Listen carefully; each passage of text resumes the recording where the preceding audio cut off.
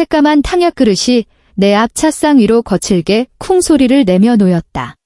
검붉은 액체 표면에는 역겨운 기름기가 둥둥 떠 있었고 진한 한약 냄새에 정체 모를 비릿한 향이 뒤섞여 순식간에 콧속을 가득 메웠다. 목구멍으로 치밀어 오르는 구역질을 간신히 참자 위장이 격하게 요동쳤다. 수아야, 식기 전에 마셔라. 이거 내가 아주 먼 데까지 사람 보내서 구해온 귀한 약이야. 우리 손주를 위해서인데 내가 이래라 저래라 가릴 처지가 아니지. 시어머니 박명자는 팔짱을 낀 채 나를 얕잡아 보듯 내려다봤다. 그 흐릿한 두 눈에는 한치의 온기도 없이 반박조차 허용하지 않는 명령만이 담겨 있었다. 또 손주 타령이다. 내가 임신한 그날부터 그 단어는 마치 머리를 옥죄는 주문처럼 하루에도 수십 번씩 내 귓가를 맴돌았다.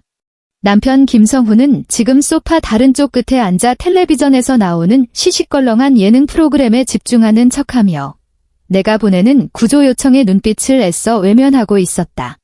그는 언제나 저런 식이었다. 영원히 자라지 못하는 아이처럼 어머니의 거대한 그늘 뒤에 숨어버리는 남자. 나, 이수아는 남들 눈에는 시집 잘 간 여자였다.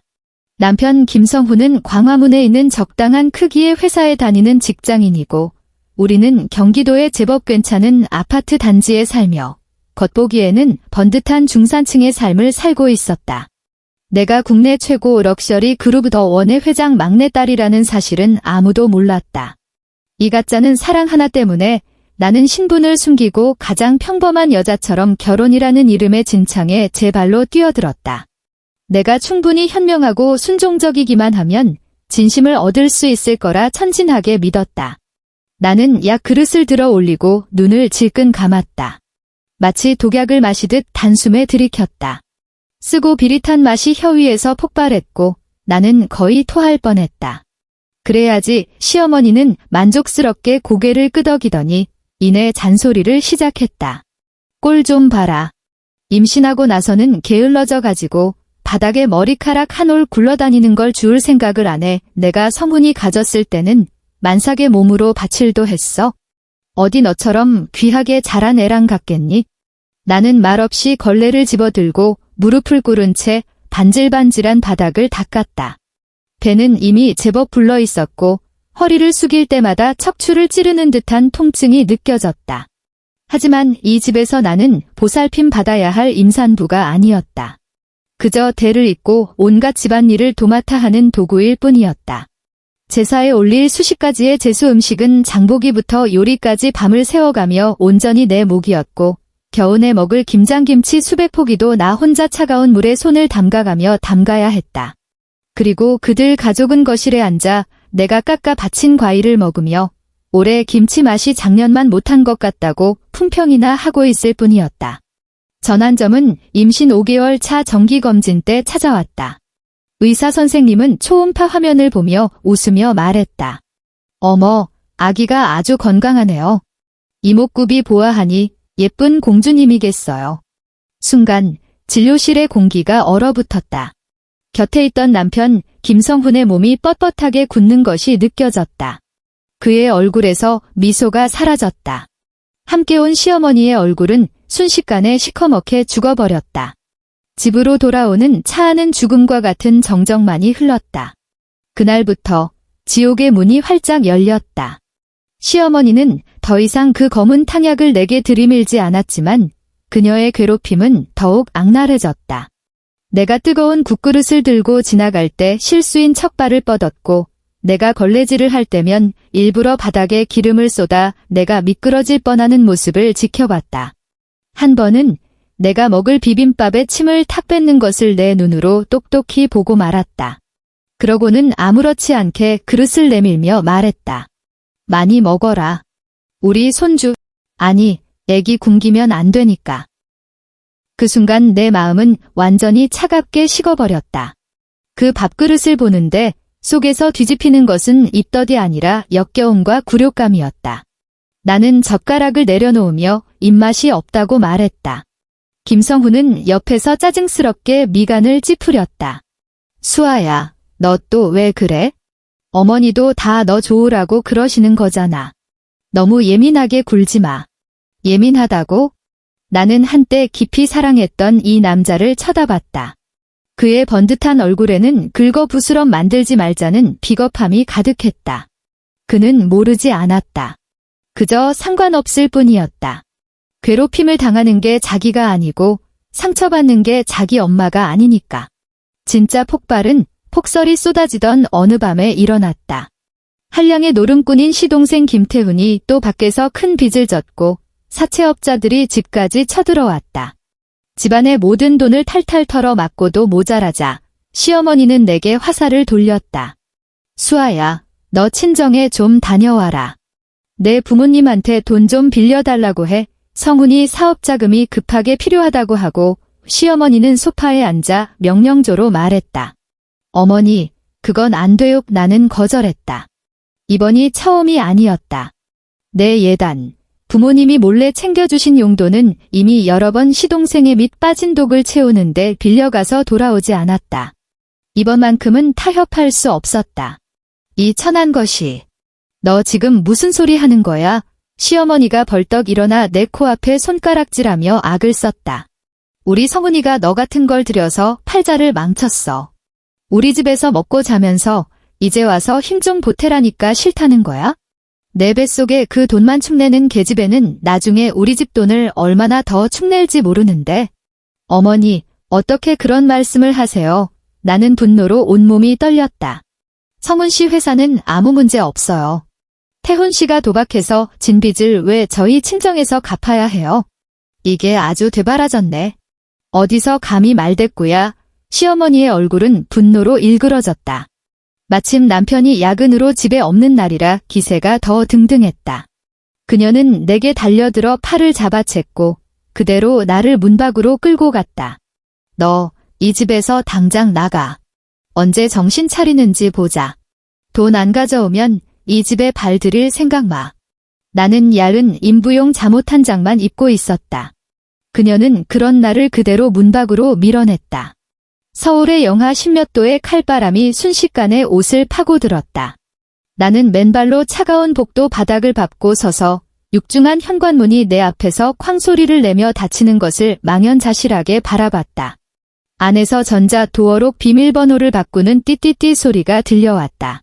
내 세상도 그 순간 완전히 닫혀버렸다. 나는 문을 두드리고 울부짖고 열어달라고 애원했다. 내 휴대폰, 지갑, 모든 것이 저 안에 있었다. 차가운 공기가 폐부 깊숙이 밀려 들어왔고 숨을 쉴 때마다 얼음 조각을 삼키는 것 같았다. 복도 창문으로 눈발이 흩날려 들어와 머리카락과 얼굴에 내려앉았다. 녹았다가 이내 다시 얼어붙었다. 배가 주기적으로 쥐어짜듯 아파오기 시작했다. 불길한 예감이 온몸을 사로잡았다. 따뜻한 액체가 허벅지를 타고 흘러내리는 것이 느껴졌다. 고개를 숙이자 희미한 등불 아래 잠옷에 번진 선명한 붉은색이 보였다. 피. 나는 차가운 벽에 절망적으로 기댔다. 몸의 기운이 서서히 빠져나갔다. 의식이 흐려지는 마지막 순간 나는 시어머니의 흉측한 얼굴과 악독한 저주를 떠올렸다. 좋아, 나가주지. 나는 속으로 다짐했다. 하지만 박명자, 그리고 김성훈. 당신들, 두고 봐에 내가 다시 일어서는 날, 당신들 모두 대가를 치르게 할 테니까. 오늘 당신들이 저지른 모든 짓을 무릎 꿇고 참회하게 만들 테니까. 나는 짙은 소독약 냄새 속에서 깨어났다. 눈에 들어온 것은 병원의 새하얀 천장이었다. 팔에는 링거 바늘이 꽂혀 있었고 차가운 수액이 천천히 내 몸으로 흘러들고 있었다. 몸을 움직이자 아랫배에서 살이 찢어지는 듯한 격통이 밀려왔다. 수아야. 정신이 들어. 오빠. 이동진의 놀란 목소리가 귓가에 들렸다. 그의 두 눈은 핏발이 서 있었고 턱에는 푸르스름한 수염 자국이 가득했다. 잘생긴 얼굴에는 피로와 하늘을 찌를 듯한 분노가 뒤섞여 있었다. 오빠, 내 목소리는 사포로 긁은 것처럼 쉬어 있었다. 말하지 마. 너 조산에 과다출혈까지 와서 하마터면? 의사 선생님이 내 몸이 너무 상했다고 하셨어. 오빠의 눈시울이 붉어졌다. 그는 내 손을 꽉 잡았다. 다행히 아이는 살렸어. 딸이야. 아주 건강해. 지금 인큐베이터에 있어? 내 눈물샘이 터져버렸다. 내 딸, 내 아기. 무사하구나. 그 지옥 같은 결혼 생활 속에서 나의 유일한 빛이었다. 곧이어 부모님도 달려오셨다. 어머니는 내 창백한 얼굴을 보자마자 더는 참지 못하고 나를 부둥켜 안고 통곡하셨다. 아버지, 재계에서 호령하며 태산이 무너져도 눈 하나 깜빡하지 않던 더원 그룹 회장님은 그 순간 차마 나를 보지 못하고 등을 돌린 채 어깨를 미세하게 떨며 연신 손수건으로 눈가를 닦아내고 계셨다. 내 바보 같은 딸아. 어떻게 몸을 이 지경으로 만들고 살아. 어머니는 내 얼굴을 쓰다듬었고 뜨거운 눈물이 내 손등 위로 뚝뚝 떨어졌다. 나 때문에 마음 아파하고 분노하는 가족들의 모습을 보며 후회의 눈물이 걷잡을 수 없이 흘러나왔다. 나는 대체 얼마나 어리석었던 걸까? 비겁하고 무능한 남자 하나 때문에, 허울뿐인 사랑 동화 때문에 세상에서 가장 나를 사랑하는 사람들을 등지고 스스로를 순한 양으로 위장한 채 늑대들에게 물어뜯기도록 내버려뒀다. 나의 인내와 헌신이 존중과 사랑으로 돌아올 거라 믿었지만 결과는 무자비한 짓밟힘과 치명적인 배신뿐이었다. 아빠, 엄마, 오빠, 미안해. 내가 잘못했어. 나는 울며 말했다. 아니, 내 잘못이 아니다. 아버지가 몸을 돌리셨다. 눈빛은 이미 예전의 날카롭고 차가운 기세를 되찾아 있었다. 우리 이씨 집안딸이 이런 수모를 당한 건 내 잘못이다. 수아야, 오늘부터 더는 참지 않아도 된다. 내가 하고 싶은 거, 이 아빠가 다 밀어줄게. 그 순간 과거의 이수아, 순진하고 나약하며 사랑을 갈구하던 이수아는 폭설이 내리던 그 밤에 완전히 죽었다. 퇴원 후 내가 가장 먼저 한 일은 김성훈 일가와의 모든 연락을 끊는 것이었다. 그가 걸어온 수백 통의 전화, 보낸 수백 개의 메시지를 모두 무시했다. 나는 휴대폰 번호를 바꾸고 부모님 명의로 된 보안이 철저한 아파트로 거처를 옮겼다. 가족을 제외한 모든 사람의 면회를 거절했다. 그 후로 나는 지옥 같은 재활 훈련을 시작했다. 조산과 과다출혈로 몸은 극도로 쇠약해졌지만 나는 모든 고통을 경고로 받아들였다. 러닝머신 위에서 탈진할 때까지 달리고 요가 매트 위에서 근육이 떨릴 때까지 스트레칭할 때마다 내 머릿속에는 시어머니의 악독한 얼굴과 김성훈의 냉담한 표정이 떠올랐다. 증오심이 나를 일으켜 세우는 가장 강력한 각성제였다. 나는 딸에 대한 사랑을 전부 일에 대한 동력으로 전환했다. 아버지와 오빠를 따라 그룹 경영을 배우기 시작했다. 한때는 거들떠보지도 않던 사업 보고서와 재무제표가 이제는 가장 친밀한 동반자가 되었다. 나는 마른 스펀지처럼 모든 지식을 미친 듯이 흡수했다. 하루에 4시간만 자고 나머지 시간은 전부 일과 공부, 운동, 그리고 딸과 함께하는 데 썼다. 회사의 원로들은 처음에는 낙하산으로 내려온 이 어린 공주님을 의심의 눈초리로 바라봤지만 이내 나의 지독함과 도끼에 혀를 내둘렀다. 나는 석 달 만에 반년 동안 방치되었던 해외 인수합병 건을 주도하여 성공시켰다. 협상 테이블에서 나는 냉정하고 날카롭게 한치의 양보도 없이 결국 매우 유리한 가격으로 프로젝트를 따냈다. 그 한 번의 싸움으로 나는 그룹 내에서 명성을 얻었고 재계 전체에 더원 그룹의 새로운 철의 여인이 등장했음을 알렸다. 그들은 몰랐다. 나의 거침없는 일처리 방식과 감정 한 점 없는 차가운 눈빛이 모두 그 피로 얼룩진 기억에서 비롯되었다는 것을. 마음이 약해지려 할 때마다 나는 그 눈 내리던 밤의 추위와 내가 흘렸던 피, 그리고 하마터면 죽을 뻔했던 내 딸을 떠올렸다. 내가 빠르게 성장하는 동안 또 다른 일이 조용히 진행되고 있었다. 나는 국내 최고의 흥신소를 고용해 김성훈을 조사했다. 그가 지난 몇 년간 어떻게 살았는지뿐만 아니라 그의 모든 뒷배경을 샅샅이 파헤치도록 했다. 조사 보고서는 곧 내 사무실 책상 위로 배달되었다. 나는 한 장 한 장 넘겨보며 입가에 걸린 냉소를 점점 더 짙게 했다. 김성훈, 넌 내 생각보다도 더 추악한 인간이었구나. 보고서에 따르면 김성훈은 내가 준 돈으로 밖에서 내연녀를 두고 있었을 뿐만 아니라 그 여자는 그를 위해 다들까지 낳아주었다. 그는 친구들 앞에서 후계자가 생겼다며 자랑하고 다니면서 내 뱃속의 쓸모없는 딸과 비교하며 자랑스럽게 해했다. 하지만 나를 가장 충격에 빠뜨린 것은 그의 외도가 아니었다. 보고서에 첨부된 몇 장의 대출 계약서 사본, 대출자 서명란에 떡하니 찍혀있는 내 이름 이수아. 나를 사랑한다고 입버릇처럼 말하던 남자 김성훈은 지난 2년 동안 계속해서 내 명의로 서명을 위조해 여러 사채업자에게서 돈을 빌리고 있었다. 금액은 크지 않았지만 빈도가 잦은 것으로 보아 그와 그의 내연녀의 사치를 위해 여기저기서 돌려막기를 하고 있었던 게 분명했다. 나는 그 위조 서명들을 바라봤다. 필체는 7, 8할 정도 비슷하게 흉내냈지만 전문가의 눈에는 허점투성이었다. 분노로 손가락이 미세하게 떨렸지만 내 마음은 얼음장처럼 차갑고 평온했다. 아주 잘 됐어. 김성훈, 내가 내 손으로 내 목에 올가미를 걸었구나. 원래는 그저 너를 사회적으로 매장시키고 빈털터리로 만들 생각이었다. 하지만 이제 계획을 바꿨다. 너와 내가 그토록 소중히 여기는 가족들이 무엇이 만것불복인지 뼈저리게 느끼게 해주겠어. 나는 수화기를 들어 우리 그룹 법무팀장의 번호를 눌렀다. 박 변호사님, 저 이수아입니다. 여기 아주 재미있는 서류가 몇 개 있는데 좀 봐주셨으면 해서요. 그리고 제 이름으로 새로운 채권회사를 몇 개 설립해 주세요.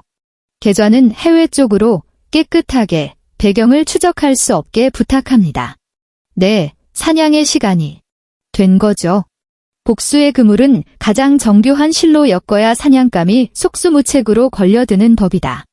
나는 그들 앞에 직접 나타나 돈과 권력으로 짓밟은 방식을 택하지 않았다. 그런 복수는 너무 단순하고 재미없고 그들에게는 너무 값싼 대가였다. 내가 원한 것은 그들이 자신들이 가장 자랑스럽게 해하던 거짓말과 가장 탐욕스러운 욕망 속에서 내가 정교하게 설계한 심연으로 한 걸음씩 걸어 들어오는 것이었다. 나의 첫 번째 단계는 그 위조 서명된 빅이었다.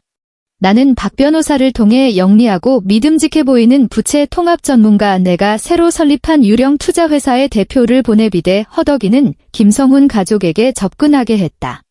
그때쯤 시동생 김태훈의 도박 빚은 눈덩이처럼 불어나 있었고 여러 사채업자들이 번갈아가며 집에 찾아와 페인트를 붓고 협박 문구를 쓰는 등 그들이 그토록 체면치레하던 집을 난장판으로 만들고 있었다.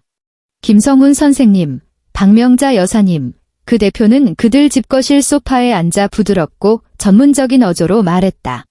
저희 회사가 지금 겪고 계신 어려움을 해결해 드릴 수 있습니다. 저희가 새로운 저금리 대출을 제공하여 모든 사채를 갚아드릴 수 있습니다. 그렇게 되면 저희 회사 한 곳만 상대하시면 되니 부담이 훨씬 줄어드실 겁니다. 박명자와 김성훈의 눈이 즉시 빛났다. 그들은 마치 사막에서 목말라 죽어가던 나그네가 거짓 신기루를 본 것 같았다. 정말입니까? 그럼 조건이 어떻게 됩니까? 박명자가 다급하게 물었다. 간단합니다. 대표는 미소를 지으며 서류 가방에서 문서를 꺼냈다. 지금 살고 계신 이 아파트를 담보로 제공해 주시면 됩니다. 물론 이건 형식적인 절차일 뿐이고 제때 상환만 하시면 아무 일도 일어나지 않습니다.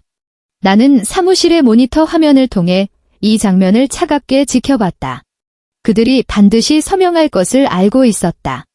박명자 같은 사람에게는 아들의 앞날과 집안의 체면이 무엇보다 중요했고 그녀는 자신의 재테크 능력과 아들의 돈 버는 재주에 대해 맹목적인 자신감을 갖고 있었다. 이것이 동아줄이 아니라 집문서와 인생을 통째로 넘기는 계약서라는 것을 그녀는 절대로 상상하지 못할 터였다.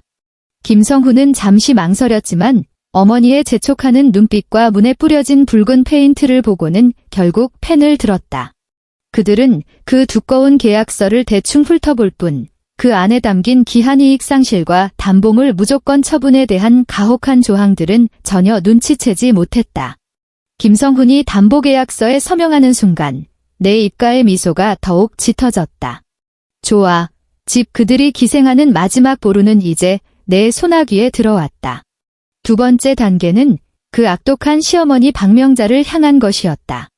집안의 경제 사정이 갈수록 나빠지자 박명자도 더 이상 그 귀부인 행세를 유지할 수 없게 되었다. 그녀는 집안 환경이 나쁘다고, 아들이 무능하다고 불평하기 시작했다. 김성훈은 그녀의 잔소리에 진절머리가 났고 내연녀 쪽에서는 돈을 재촉해오자 꾀를 냈다. 박명자를 겉보기에 아주 고급스러운 요양원에 보내버린 것이다. 월 비용이 만만치 않았지만 그는 귓가의 평화를 위해 제때 지불하겠다고 약속했다. 박명자는 불만스러웠지만 요양원의 호화로운 시설과 주변 사람들의 부러워하는 시선은 그녀의 허영심을 크게 만족시켰다. 그녀는 그곳에서 금세 새로운 무대를 찾았고 매일 가장 좋은 옷을 차려입고 다른 노인들에게 자기 아들이 얼마나 효자인지, 얼마나 돈을 잘 버는지 자랑하며 이런 고급스러운 곳에서 호강한다고 떠벌렸다. 그녀는 요양원의 스타 입주민이 되었다. 다들 아세요? 우리 아들이 광화문 대기업에 다니는데 곧 승진한대요. 나중에는 더 좋은 1인실로 옮겨준다지 뭐예요. 그녀는 마치 김성훈이 어느 대기업 사장이라도 된 것처럼 생생하게 묘사했다. 하지만 그녀는 몰랐다. 늘 푸른 집이라는 이름의 그 요양원이 이미 한 달 전에 내 자회사를 통해 전액 인수되었다는 사실을. 내가 그녀 머리 꼭대기에 있는 보이지 않는 권장이 된 것이다. 나는 즉시 아무것도 하지 않았다. 그저 그녀가 그 안에서 연기하며 마지막 단꿈을 즐기는 것을 조용히 지켜봤다. 심지어 박명자를 특별히 잘 모셔서 그녀의 모든 허영심이 충족되도록 지시했다. 높이 띄울수록 떨어질 때 더 아플 테니까. 세 번째 단계는 그 구제불능의 노름꾼 김태훈이었다. 이런 인간을 상대하는 것은 식은 죽 먹기였다. 나는 부하 직원을 시켜 판을 짜게 했다. 그들은 불법사설 도박장에서 돈을 잃고 있던 김태훈을 찾아냈다. 내가 섭외한 호구처럼 보이는 부유한 사업가 행세를 하는 남자가 그의 판에 앉아 일부러 몇 판을 져주며 그에게 단맛을 보게 했다. 김태훈의 눈이 붉게 충혈되었다. 그는 운이 트였다고, 도박의 신이 강림했다고 믿었다. 그는 미친 듯이 판돈을 올리기 시작했고 그 호구는 계속해서 판을 키웠다. 분위기는 점점 뜨거워졌고 판돈은 기하급수적으로 커졌다. 마지막 판에서 김태훈은 자신이 무조건 이길 것이라 확신하는 패를 손에 쥐었다. 그는 완전히 이성을 잃고 방금 딴 돈과 빌릴 수 있는 모든 돈을 전부 테이블 위로 밀어넣었다. 올인, 그는 병적인 홍조를 띤 얼굴로 고함쳤다. 콜른의 부하 직원은 가볍게 말하고는 자신의 패를 뒤집었다. 김태훈의 얼굴 표정은 환희에서 경악으로 그리고 다시 잿빛 절망으로 바뀌는데 3초도 채 걸리지 않았다. 그는 졌다. 완전히 망했다. 이번 빚은 천문학적인 액수였다. 그를 지옥으로 보내고 다시는 기어 나오지 못하게 할 만큼의 액수. 다음 날 내가 섭외한 험악한 인상의 장정 몇 명이 김성훈의 아파트로 들이닥쳤다. 그들은 물건을 부수지는 않았다. 그저 채무 확인서 한 장과 코피를 흘리며 퉁퉁 부은 김태훈의 사진을 테이블 위에 탁 소리 나게 던져놓았다. 김성훈 씨, 동생분이 우리한테 빚을 좀 졌습니다. 사흘 안에 갚으시든가? 아니면 이 집을 팔아서 빚을 받아낼 수밖에 없겠네요. 아, 그리고 알아보니 이 집, 마침 우리 협력사에 담보대출이 잡혀있더군요. 우리가 우선 처분권이 있습니다. 김성훈은 소파에 주저앉았다. 그는 마침내 자신이 거대한 함정에 빠졌다는 것을 깨달았다. 경찰에 신고할 생각도 했지만 상대가 내민 모든 차용증과 동영상은 합법적이었고 김태훈 자신이 서명하고 스스로 원해서 한 도박이었다. 그는 절망적으로 채무 확인서와 부동산 담보 계약서를 번갈아 봤다. 그의 모든 길이 막혀 있었다. 동생의 목숨을 구하기 위해 그에게 남은 길은 단 하나뿐이었다. 그와 어머니의 유일한 안식처를 파는 것. 내 휴대폰이 진동했다. 박 변호사가 보낸 메시지였다. 물고기가 그물에 들어왔습니다. 언제든 거두시면 됩니다. 나는 책상 위에 커피를 들어 서울의 화려한 야경을 바라보며 한 모금 마셨다. 이 사냥 게임의 가장 흥미로운 부분은 이제 막 시작되었을 뿐이었다. 그물을 거두는 순간은 요란할 필요 없이 차가운 통지서 한 장이면 충분했다. 김성훈 일가의 아파트는 시세보다 훨씬 낮은 가격에 법원 경매 사이트에서 신속하게 낙찰되었다. 매수자는 내가 미리 세워둔 사람이었다. 일주일 후 법원의 강제 집행영장이 그들의 집문에 붙었다. 이삿짐센터 직원들은 경찰의 감독하에 그들의 모든 살림살이를 아파트 단지 앞 공터로 옮겼다. 박명자가 그토록 자랑하던 자개장, 김성훈이 체면칠회용으로 사들인 골프채, 그리고 그들 가족의 옷가지들이 오가는 사람들 옆에서 쓰레기처럼 쌓였다. 이웃들은 손가락질하며 수근거렸다. 한때 단지 안에서 거들먹거리던 박명자는 낡은 소파에 주저앉아 멍한 눈으로 어떻게 이런 일이 하고 중얼거리고 있었다. 김성훈은 싸움에서 진 수탉처럼 고개를 떨군 채 말없이 담배만 피워댔다. 거의 동시에 늘풀은 집 요양원 원장실에서 전화 한 통이 걸려왔다. 김성훈에게 거는 전화였다. 김성훈 씨 되십니까? 늘풀은 집입니다. 유감스럽게도 어머님 박명자님의 요금이 석 달치, 총 1,500만 원이 연체되었습니다. 계약에 따라 오늘부로 퇴소 조치를 해야 하니 조속히 오셔서 수속을 받고 어머님을 모셔가시기 바랍니다. 네. 잠깐만요. 제가 곧 돈을 마련하겠습니다. 며칠만 더 시간을 주세요. 김성훈이 전화기 너머로 다급하게 외쳤다. 죄송합니다. 김성훈 씨, 저희는 자선기관이 아닙니다. 전화는 무정하게 끊겼다. 1시간도 채 되지 않아 박명자는 2명의 요양보호사에게 딘도되어 요양원 정문 밖으로 나왔다. 자랑삼아 입고 있던 그녀의 모피 코트는 그 순간 더없이 우스꽝스러워 보였다. 그녀는 작은 짐 가방 하나만 손에 쥔 채 요양원 문 앞에 버려졌다. 아들이 낡은 중고차를 몰고 와 그녀를 태우러 왔을 때 차 안이 아파트에서 나온 잡동사니로 가득 찬 것을 보고 나서야 그녀는 비로소 자신의 단꿈이 산산조각 났음을 깨달았다. 갈 곳을 잃은 가족은 서울 외곽의 축축한 단지하 방을 겨우 얻었다. 그리고 이것은 단지 전체 요리에 불과했다. 김성훈은 직장을 잃고 무일푼이 되어 생존을 위해 미친 듯이 이력서를 넣기 시작했다. 그나마 번듯했던 그의 경력 덕분인지 그는 듀노이아라는 패션 그룹의 마케팅 부장직 면접 통보를 받았다. 그는 이것이 재기의 희망이라 믿으며 기뻐 날뛰었다. 면접 당일 그는 몸에 잘 맞지도 않는 가장 좋은 양복을 꺼내 입었다. 그는 순조롭게 모든 관문을 통과하여 최종 면접까지 올라갔다. 그는 넓고 환한 사무실로 안내되었다. 거대한 통유리창 너머로 한강이 보였다. 높은 등받이 의자가 그를 등지고 있었고 의자에 앉은 사람은 창밖 풍경을 감상하는 듯했다. 앉으세요. 차갑고 익숙한 여자의 목소리가 울렸다. 김성훈의 심장이 쿵 하고 내려앉았다. 이 목소리는 의자가 천천히 돌아왔다. 그 위에 앉아있는 것은 나 이수아였다. 나는 몸에 딱 맞는 하얀색 정장을 입고 머리를 깔끔하게 올린 채 정교하고 차가운 화장을 하고 있었다. 나는 그를 마치 처음 보는 사람처럼 바라봤다. 김성훈의 얼굴이 순식간에 새하얗게 질렸다. 그는 귀신이라도 본 듯 나를 가리키며 입술을 파르르 떨 뿐 한마디도 하지 못했다. 오랜만이네요. 김성훈 씨, 나는 미소를 지었지만 눈은 전혀 웃고 있지 않았다. 나는 책상 위에서 서류 몇 장을 집어 그의 앞으로 가볍게 밀었다. 당신이 그토록 원하던 이혼 서류예요. 이미 서명해뒀어요. 재산 분할. 아, 미안하지만 당신 명의로는 이제 아무 재산도 없네요. 아니, 정정하죠. 당신은 오히려 내게 막대한 빚을 지고 있어요.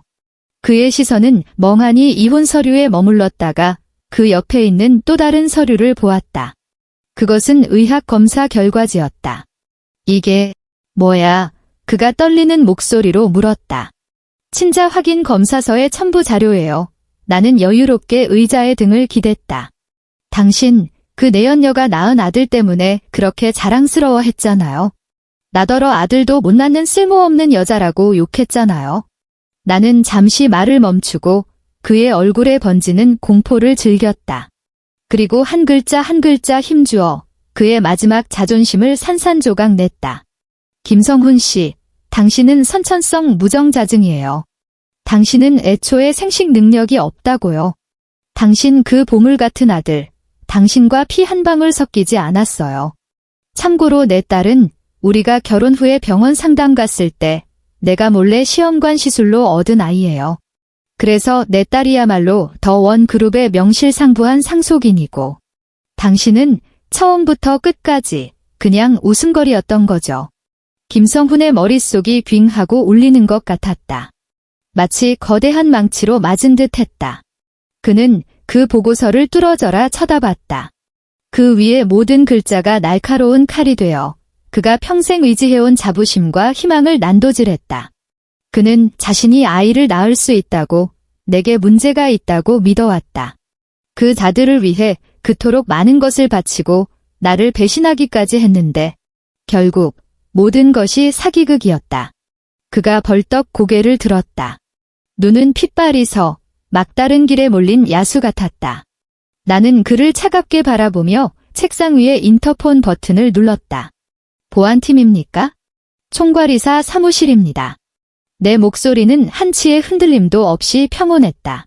눈 오는 나를 아주 좋아하신다면서요? 보안팀, 이 사무실 냉방 최고로 틀어. 그리고 이 김성훈 씨를 밖으로 모시고 나가서 빌딩 정문 앞에서 영하 10몇 도의 겨울이 어떤 느낌인지 똑똑히 기억하게 해드려. 김성훈은 건장한 보안 요원 2명에게 질질 끌려나갔다.